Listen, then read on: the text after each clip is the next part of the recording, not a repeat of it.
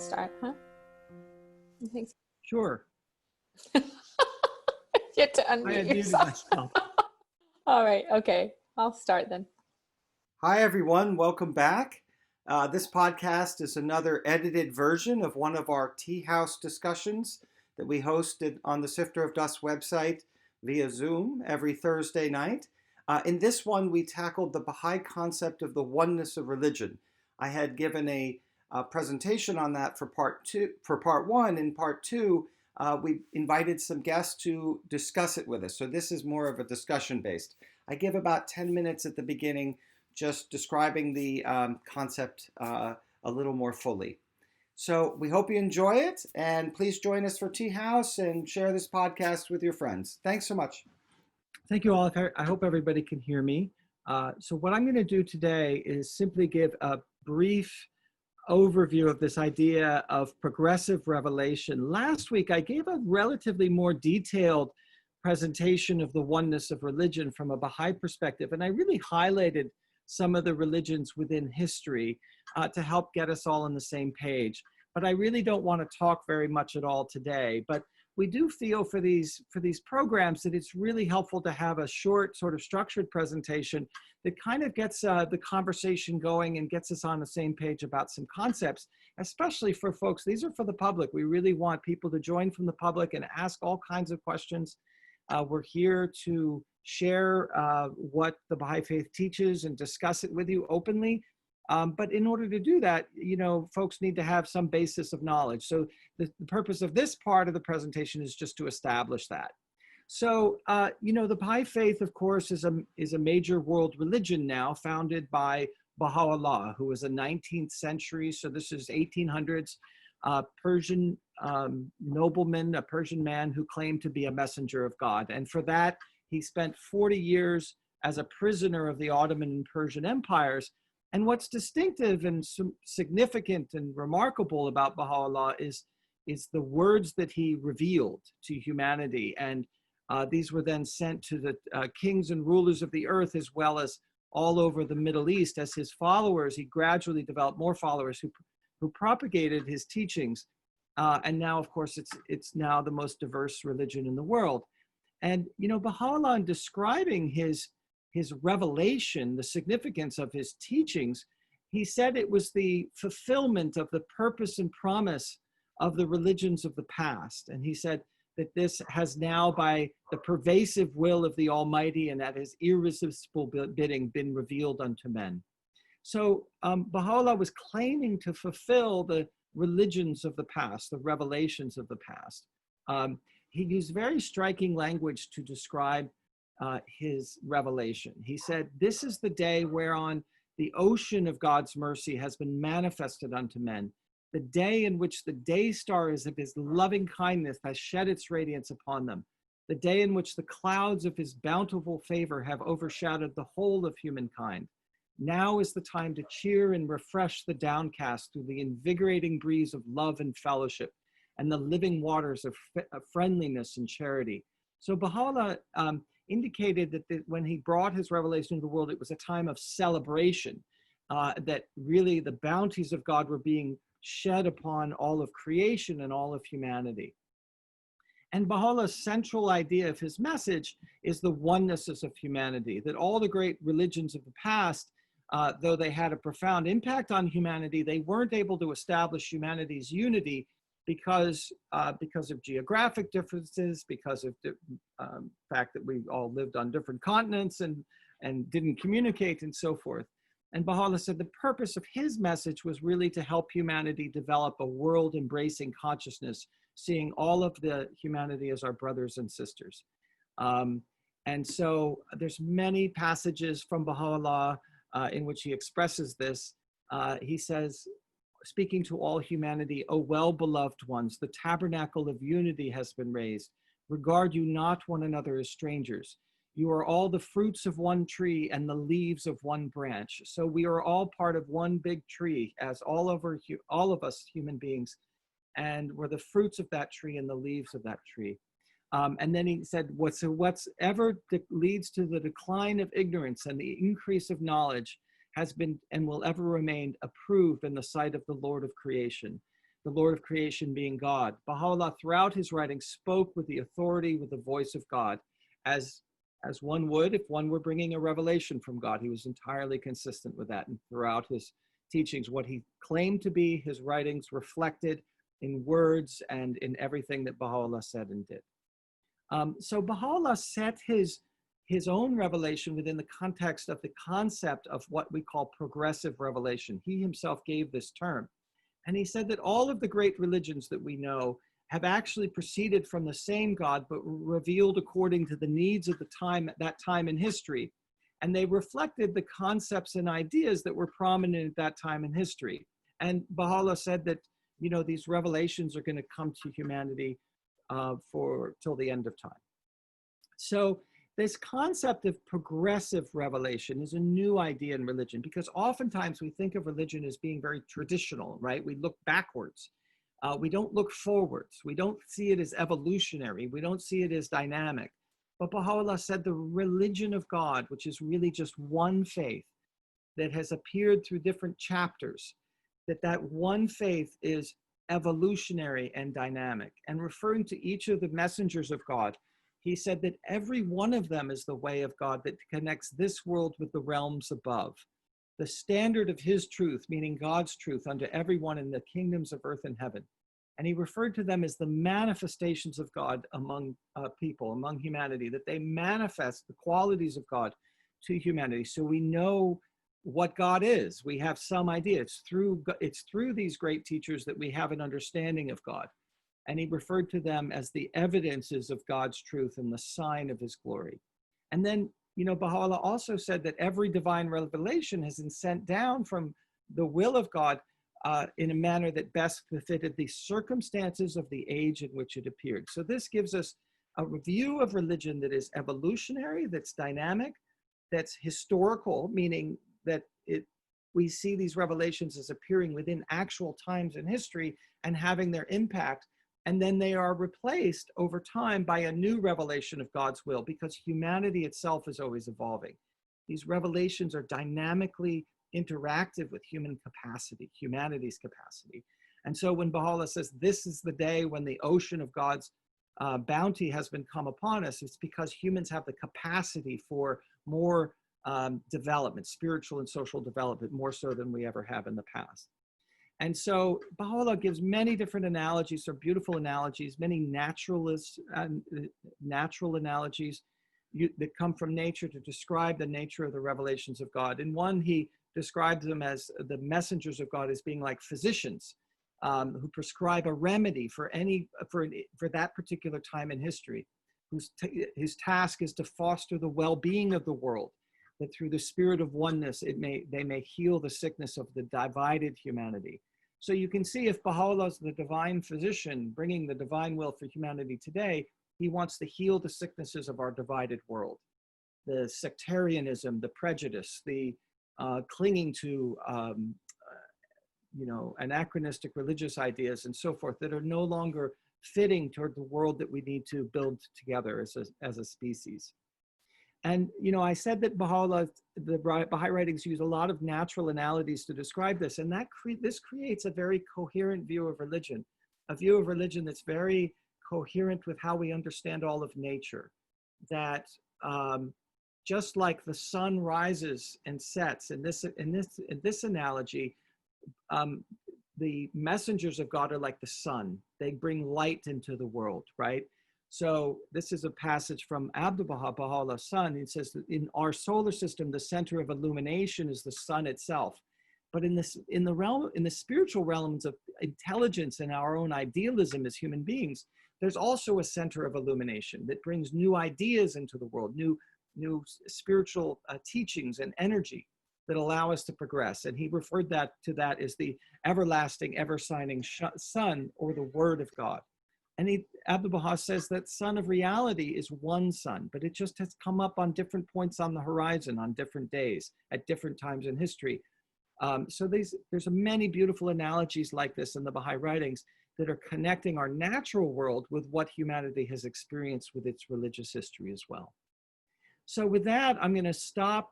I'm going to bring everybody back in, and I want to I want to begin the discussion. I just wanted to sort of outline that idea of the progressive revelation of religion. And but now I'm really interested in hearing everybody's perspective on how it's influenced your life and so forth. So with that, let's, I'm, for each of these discussions, we pre-select some discussants to kind of get things going a little bit before we open it up to everybody else. And we've invited David Wallin and Vince Paris. I'm gonna actually ask you both before we get into it, I'm going to ask you a little bit about your spiritual background, what brought you to the Baha'i faith, and then maybe a little bit about this idea of progressive revelation and how maybe that influenced your thinking. You want to go first, Dave? Right. I was a non-seeker of a Presbyterian background. I was perfectly content with my faith. Really? And then, yes, a Jewish roommate of mine had a Baha'i friend and showed me a copy of a book, a general introductory book about the Baha'i faith called the Baha'u'llah in the New Era. And back in the 70s, that had a psychedelic cover. It was very pretty. I come from a conservative background and it had no appeal to me at all. But I kept bumping into this Baha'i faith and while I was in college. And I took a year off to find myself. I had decided that I had accomplished my goal in life, which is to get in college. And by then I was a junior and I said, well, I should really figure out life a little bit further than just getting into college. I've already done that. And so I returned to California and worked on logging roads in the Sierras and sold fuller brush and worked in the law office and met with Baha'is there in the Sacramento area where I'm from, as well as the Bay Area. And I was really quite taken with their sincerity, as well as the combination of, once I began studying the faith, I realized it was not just a wild offshoot, but rather a more stable religion, and one that combined individual morality that was fairly conservative. So that was appealing to me. And I had already stopped using alcohol and that sort of thing. So that was not a problem. Baha'is don't drink or smoke intoxicating drugs and that sort of thing. With a fairly progressive idea of it's like the equality of women and men, the elimination of all kinds of prejudice, racial and economic and gender, as well as the idea of establishing a world civilization, which we seem desperately in need of. We were still under the threat of the atom bomb back then, and world peace was, a stretch. But the fact that people were working towards that in a way that seemed constructive was appealing. And so after a couple of years, I became a Baha'i. Thank you, Dave. So Vince, you have a very interesting background too. By the way, Vince, thank you so much for joining. I called Vince a couple of days ago out of the blue and I said, hey, can you join this thing we're doing? And I really appreciate it that you were able to join. So thank you, Vince. You have a very interesting background though. Yeah. First, I just want to say thank you, Kendall, for hosting this space every week. And that was an incredible introduction. And Dave, thanks for sharing your story as well. So my spiritual search started when I was 19 and I was getting into a whole bunch of trouble living in New York. And I wound up in the hospital. And my dad brought me a book by the Dalai Lama. And upon a close inspection of the book, I became acquainted with meditation and I think prayer in a sense. And I remember feeling the feeling of being woken up inside. And that would be the feeling that I would go on to kind of chase. And I had some very special dreams around the same time that I think were kind of key in helping me to find what the right doors were to knock on, so to speak. So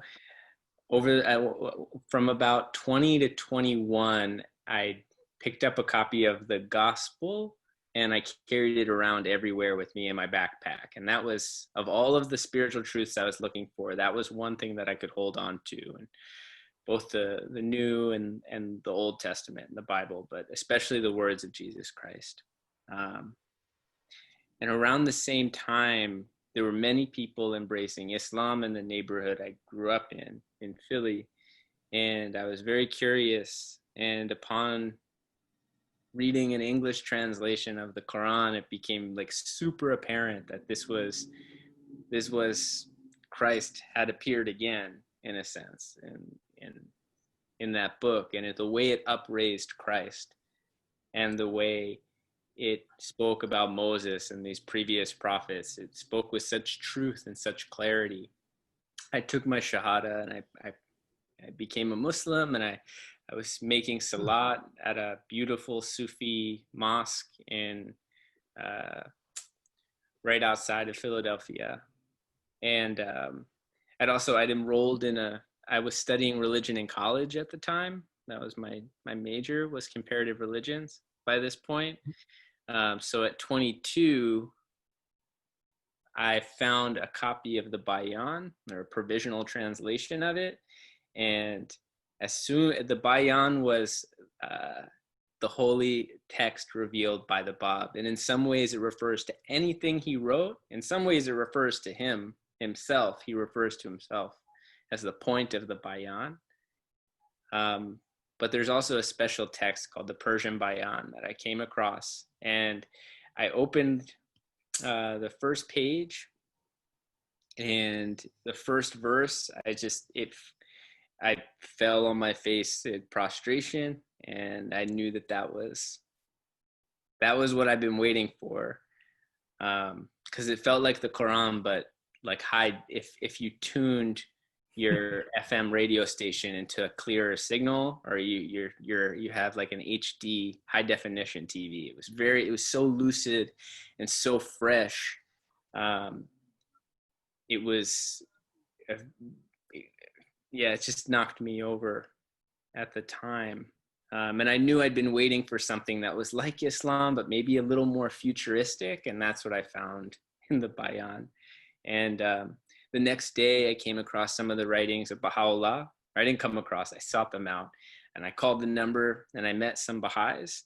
And I hadn't been looking for any community building or social action kind of activities. But as soon as I was pulled into the faith, and mind you guys, I'd been studying religion, but in particular the mystical traditions within the various religions in school.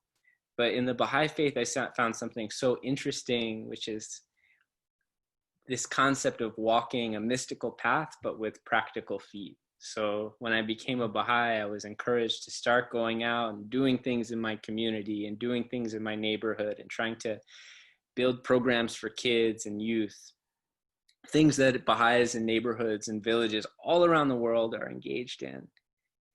And this became kind of like the avenue to work on all those qualities of the heart that I've been, and these kind of waking up, finding an inner light, through trying to find that light in all human beings and in each other as we work together to build community. So that's my story. Yeah, that's good. That's a wonderful story, Vince. I wanted, it's interesting, by the way, most people don't read the writings of the Bab. And for those people who don't know, the Bab was the prophet that foretold of Baha'u'llah, that came several years before Baha'u'llah. And it's interesting, there's a wonderful story of Baha'u'llah himself when he read the first page of what the Bab had revealed, had the same reaction. He said, turned to his brother and said, if these are not the words of God, then the same voice that revealed the Quran is the same voice that revealed these words. This connection that goes through them all, and you feel that. And I love the way you express that, and because it reverberated strongly with me that that you found it was I find this in the writings of Baha'u'llah. It was like the Gospels and the Quran in high definition. It just had a power and a clarity and a modernness to it. It's beautiful. So then I want to get back to this idea of progressive revelation. I'm going to share my screen again, and I'm going to pull up a quote. It's from Baha'u'llah, and it is one of several quotes that reflect this theme, but he's referring, well, let me just back up. Of course, Baha'u'llah claimed that he was the voice of God and that each of the great religions was also the voice of God. So it was the same voice. There's a truth in all of it, and that they are essentially the same voice, right? And so he speaks with that authority, that same authority that you hear in the Quran, that same authority that Jesus speaks with. And he talks to, I love this quote, he talks to all of the contending people and kindreds of the earth. He refers to them as kindreds, like family, right? He says, set your faces toward unity and let the radiance of its light shine upon you. Gather you together, and for the sake of God, resolve to root out whatever is the source of contention among you. There can be no doubt whatever that the peoples of the world, of whatever race or religion, derive their inspiration from one heavenly source and are the subjects of one God. The differences in the ordinances under which they abide should be attributed to the varying requirements of the age in which they were revealed. So each of the religions reflected that time in history. And then he says, arise and armed with the power of faith, shatter to pieces the gods of your vain imaginings, the sowers of dissension among you. Cleave unto that which draws you together and unites you. And then he ends by saying, this verily is the most exalted word, and the word is capitalized like the word of God, which the mother book, which is the mother book of all religions, hath sent down and revealed unto you. To this bears witness the tongue of grandeur in his habitation of glory. So the tongue of grandeur being the voice of God itself, or we can talk about what it means. I'm not saying that's what it means, but so what are your thoughts, Dave and Vince? Are there some things that come out of this passage that strike you? Yeah, shattering to pieces the gods of your vain imaginings, the sowers of dissension among you. That struck me as very powerful. Yeah. Not only in society, but within our families too, I guess. And making sure that we're a source of unity and of uplift and of joyfulness wherever we are and with whomever we're associating. Yeah. You'll hear this term vain imaginings in the Baha'i writings, and it's basically, I always have interpreted it as basically beliefs that arise not from truth and reality, but from our own imaginings, right? Our own inner ego, if you will. Or with the encouragement of society. A society is rife with all kinds of vain imaginings, Yeah. Pursuit of material wealth and the transient things of life, which to a certain extent have a role to play, but not to the overwhelming degree that we see here in America and other places in the world as well. And the idea, I love this idea that they're gods, they're like gods that people worship these false ideas, if you will. And that those are the things that are causing the dissension among human beings. That it's false ideas that are causing dissension, not true ideas, right? Vince, was there anything that strikes you in that passage? Yeah. I mean, the following sentence, we're instructed to cleave unto that which draweth together and uniteth you. Yeah. I had a conversation tonight in my neighborhood with a father whose kids were playing at the park, and we actually had a group of adolescents engaged in some kind of like Baha'i activities in that park, just planning a service project for the neighborhood. And this dad saw the kids and he was asking about it. And he was so refreshed at the idea that kids could come and sit together and pray together. And this guy was like an Orthodox Muslim. but he was so excited. He was happy that kids could come together and pray together and do service together, regardless of what church they might go to or mosque they might go to. Yeah. And that I think one of the most beautiful things about the faith is this attraction to unity in diversity. And I think when Baha'u'llah says, cleave unto that which draweth together and uniteth you, there's so much wisdom in this if we were to try to apply this to our own lives. Yeah. Yeah. I'm going to bring my co-host in, Charlotte. Charlotte, what did you think? Is there anything that strikes you in that passage? Yeah, I'm reading in the third paragraph where it says, there can be no doubt whatever that the peoples of the world, of whatever race or religion, derive their inspiration from one heavenly source and are the subjects of one God. I mean, I think this whole, it's all about unity. I mean, the Baha'i faith is, the core concept is unity of mankind, that we are one people. Doesn't matter what race or religion or ethnicity we are all one.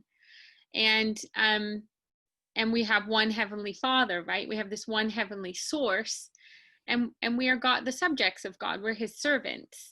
Regardless of where we are or what we look like or our financial, economic level, you know, we're all the same. We're all servants. And I just love that just kind of, it's a very unifying and powerful sentence. I mean, I just love that about the Baha'i faith, that it is very clear. Like, it starts with, there can be no doubt whatever, you know. There can be no doubt, and God's telling us. So take any doubt out of your mind, because there isn't any doubt. You know, we're all part of one common human family. And sorry to interrupt. Just to follow up on that thought from Charlotte. You know, in this age, there's the concept of the harmony of science and religion, and it's during this time that humanity has been able to go into space and see the Earth as one tiny spot, but a unified, one single entity from an outside perspective, so that we have a greater sense of this unity in our diversity and the beauty of the Earth as well, in the greater universe. Yeah.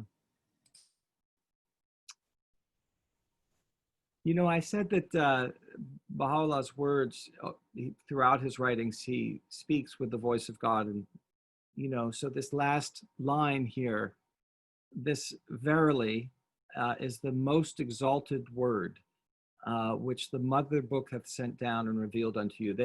And this is said several times by Baha'u'llah that I can think of, that the most important thing is to go towards unity. You know, at one point he says it's the monarch of all aspirations. It's the, you know, the king of anything you could aspire to do, you know, to have a great career or whatever, you know, build unity in your family, but building the unity of the human race is the monarch of all aspirations. And it's a similar line here. This is the most exalted word, which is the mother book. We could talk about what the mother book means. I think we're all, when we talk about the Bible, the Quran, and the revelation of Baha'u'llah being from the same thing, I think Baha'u'llah refers to the mother book. And I wonder if, you know, that's sort of this book from which all of these revelations have ultimately come from, you know. The next two slides, for many people that come from a Christian background or a Muslim background, there are a couple problems, right, with this perspective, right? So, and many Christians will say, well, no, that can't be right, because Christ said he was the way, the truth, and the life, and nobody got to the Father but through me. So my next slide is actually that passage, and I thought we could talk about that. And then the slide after that refers to a common concern of Muslims who say, no, it can't be, Baha'u'llah can't be true, because Muhammad was the seal of the prophets, and therefore meant to be the last prophet. And so I wanted to leave some room to discuss those two ideas from a Baha'i perspective, but maybe we could see if anybody else who's on the call has some thoughts to share at this point. The concept of progressive revelation is just brand new to me. So that's something to talk about with a Christian. We use the analogy of teaching in grades of school. You know, the first grade teacher knows as much as the graduate, school teacher, but is teaching to the capacity of the students. Right. So it's time for us to understand. I try not to use a phrase like that, but it's a new concept. It's not the reason that the Christians would think they have the only way to God is because, first of all, of the descriptions or the interpretations that have been given for centuries now, 20 centuries, of course. Yeah. And also, that was just not an understood concept. Now that Baha'u'llah has brought it to us, we say, oh, of course, yes, I understand. But before that fundamental knowledge to me broke through, I had the same understanding as other Christians. It was there in the other faiths, for instance, in Hinduism, in the Bhagavad Gita, that concept is there. It says whenever things get really rotten in the world, God sends a new messenger. I'm paraphrasing, as you can tell. And even Christianity is, in a sense, progressing out of Judaism, which was out of the Abrahamic family and faith. And Islam, the concept of progressive revelation is actually pretty strong in the Quran. It's just that it got muddled, or people didn't pay attention to it in the same way. They thought, oh, those are interesting stories about these other prophets, perhaps, but they didn't take it in a sense of, especially given this concept of the seal of the prophets, they didn't particularly think, oh, we got to keep looking. But Baha'u'llah definitely made it very clear that this is something we ought to pay attention to, that there's a basic unity among all these religions, including ones we don't know anything about. Baha'u'llah also mentions the fact that there are untold revelations in other parts of the world that we just have lost any trace of them. There's this wonderful passage, of course, in the Gospels where Christ says, I have many things to tell you, but you cannot bear them now. Howbeit, when he who is the Spirit of truth comes, he will guide you into all truth. But, that's the idea, right? That Christ could have said it at that time. He had them to tell them, but they didn't have the capacity, right?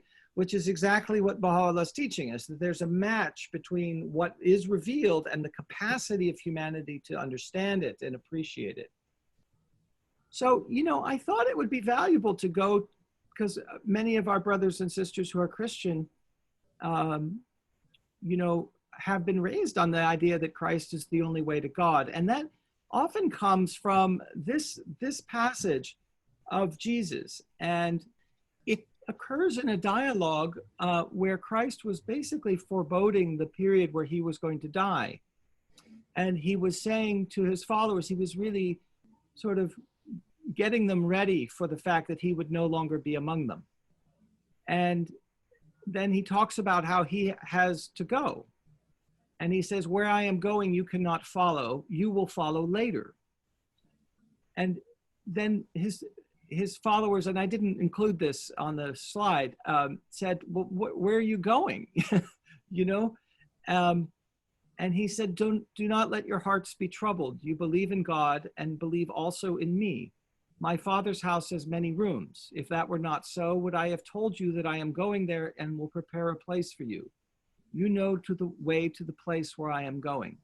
And Thomas, one of his apostles, said to him, Lord, we don't know where you're going. How can we know the way? And Jesus said, I am the way, the truth, and the life. No one comes to the Father except through me. If you know me, you will know my Father as well. From now on, you do know him and have seen him. So that's the beautiful passage in the Gospels. And it's interesting, I think, when you see it within context, because Jesus is really talking about the next world. What happens when he dies, and that he will go and his Father's house has many rooms, presumably referring to the next world, has many worlds, as Baha'u'llah says, worlds of God. but he says then the way to go is to follow Jesus, right? That he is the way, the truth, and the life, and no one comes to the Father except through me. And I think it's probably that line, no one comes to the Father except through me, which is probably the most significant to Christians who will tell you, no, Baha'u'llah can't be true. And certainly Prophet Muhammad can't be true because Jesus said, no one comes to the Father except through me. Well, as Baha'u'llah also makes clear that that each of them is one soul. The teachers from God, the manifestations, are as one soul. They each have their own individuality, but they also have this basic unity. There's one sun, and its position of rising, it changes over time. And it's in that way that Christ has returned. That teacher from God is the return of Christ with a different name, a new name, and a new revelation for this day. Yeah, it expresses the fundamental theological idea that God in his essence is unknowable to us, and that we come to know God through these great messengers of God, manifestations of God, of which Christ was obviously one. And it's through him, but he was, I guess a Baha'i interpretation for this passage is that Christ was speaking in the same way that Baha'u'llah speaks. And when he says similar things, that it's in his revelation, in this day, this is how people can come to God, and that's, I think, what Christ meant at that time. No one comes to the Father except through me. But he didn't mean that when he returns, we would reject him, because when he returns, he's the truth of what he was before. And I think that's what, that he's coming in a new station, if you will, right? But it's still Christ in a new station, as was said before, so beautifully. So it's so funny when you look at these writings from the Bible after having found the faith. They're all given so much new life. Yeah. Then my dad became a Baha'i about 1.5 years ago, and he was concerned that he'd be turning away from Christ. And he wasn't a serious Christian. I certainly wasn't raised that way. But all these things from his Catholic upbringing were coming up for him. Mm-hmm. And I encouraged him to read the Bible and see how the Baha'i writings, did they make him feel closer to Jesus or further away? And if they made him feel further away, then maybe it wasn't right. But my guess was that he would feel even more closely connected. And he fell in love with Jesus all over again, because Jesus brought the same message as Baha'u'llah and Prophet Muhammad and Moses. And it's so beautiful to read this passage. Thank you for pulling this up. Yeah. Charlotte. Yeah. I'm so glad you said that. The Baha'i faith definitely confirmed the reality of Christ for me. It wasn't any longer a question of hocus pocus and all these semi-mystical ideas about Christ that weren't particularly based in reality. That now the reality of Christ is quite evident as a result of coming to know the Baha'i faith. Yeah. It's the fact that another revelation comes, it confirms everything before it. It really, because the problem with religions, I think, is we get farther and farther away in history from them, they start to seem more and more mythical, right? Less connected with actual reality. But when they come again, they're reminded about that. Mm-hmm. By the way, if you have Netflix, I don't know if it's still on Netflix, but it was last summer. Somebody did a production of the Gospels of Jesus, narrated over actors acting out the passages. And it's a great way, if you haven't, so you can go through a whole gospel in about 2 hours. Each one's about 2 hours, and it narrates over the whole thing. And it's terrific. I started watching it. Charlotte wanted to watch other stuff on TV, and I just kept watching this thing because I had the same experience that you had described, Vince. And I had read the Gospels many times, but seeing them and hearing them in this format was so meaningful because they showed the real people. They use actors who would have looked a lot like the people of that time. It was very, very well done. I think it's called the Gospel. They have a Gospel of Matthew, Gospel of Mark, Luke, and John. But I would highly recommend watching it, especially if you're not familiar with the Bible as well, because you really, first of all, you can get through a gospel in 2 hours, but it's also very, very well done. And I was so excited because I had that same reaction that you would describe, Vince, of being excited about making those connections with the Baha'i writings now that you know about Baha'u'llah.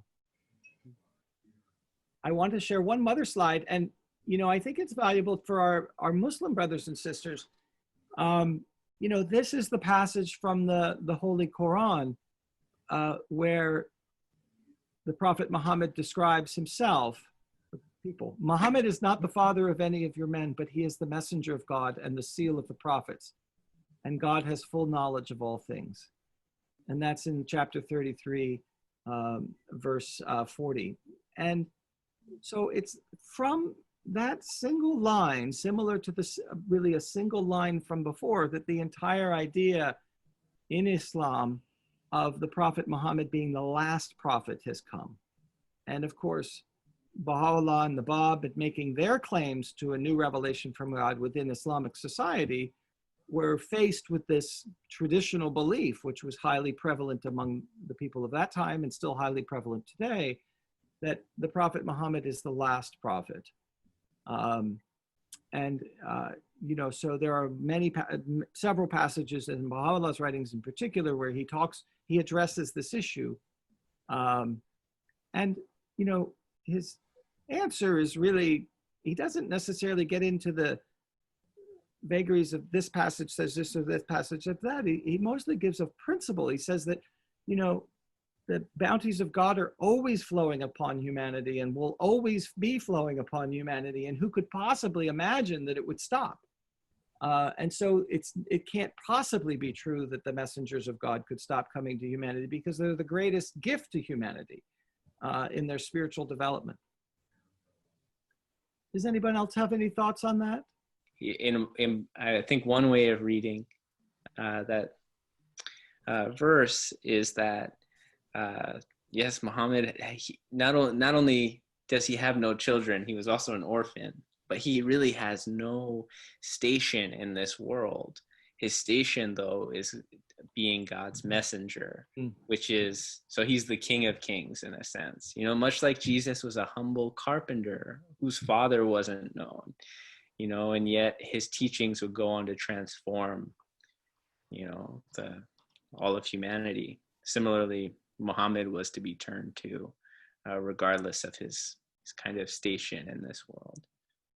And it's also so beautiful to hear him referred to as the seal of the prophets, much like Jesus, who said, "I'm the first and the last," or he who is the Alpha and the Omega.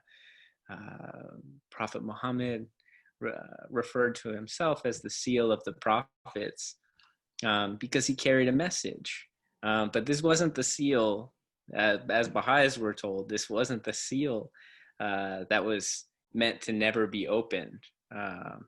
He delivered a message to mankind, much like a messenger might bring you a letter with a seal on it, and you look at these old letters and they'll have a wax seal that was pressed into it. That means that they're official, that they're carry the authority of whoever the sender was. And certainly when you read the Quran, there can be no doubt that Muhammad is the seal of the prophets, and that book is the truth.